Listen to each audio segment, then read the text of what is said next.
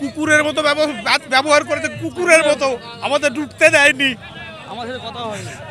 কারণ আমরা গরিব মানুষ, টাকা দিতে পারবো না, এই জন্য আমাদের সঙ্গে কুকুরের মতো ব্যবহার করেছে।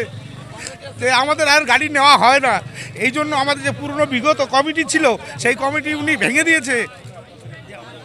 আমরা বিগত 20 বছর ধরে ইউনিয়নের সঙ্গে যুক্ত। আমরা 20 বছর ধরে ইউনিয়নে কাজ করি। 20 বছর ধরে আমাদের আশ্বাস দেওয়া হচ্ছে যে ভাই তোদের গাড়ি নেওয়া হবে, তোদের গাড়ি নেওয়া হবে।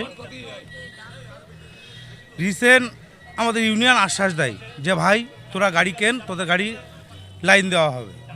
আমরা ইউনিয়নের এই কথা শুনে আমরা সবাই লোন করে গাড়ি তুলেছি।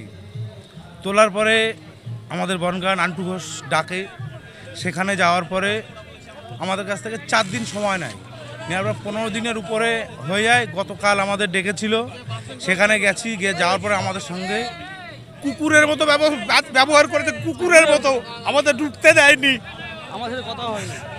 কারণ আমরা গরিব মানুষ, টাকা দিতে পারবো না, এই জন্য আমাদের সঙ্গে কুকুরের মতো ব্যবহার করেছে।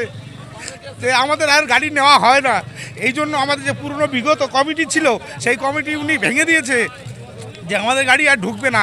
এই জন্য আমরা এখানে অবরোধ রেখেছি। কেন ঢুকতে দিচ্ছে না? আমরা টাকা পয়সা দিতে পারছি না, তাই। টাকা যাচ্ছে আপনাদের কাছে? হ্যাঁ, টাকা তো চাইছেই। কত টাকা? টাকার করে অ্যামাউন্ট বলছে না তো। আপনাদের দাবি?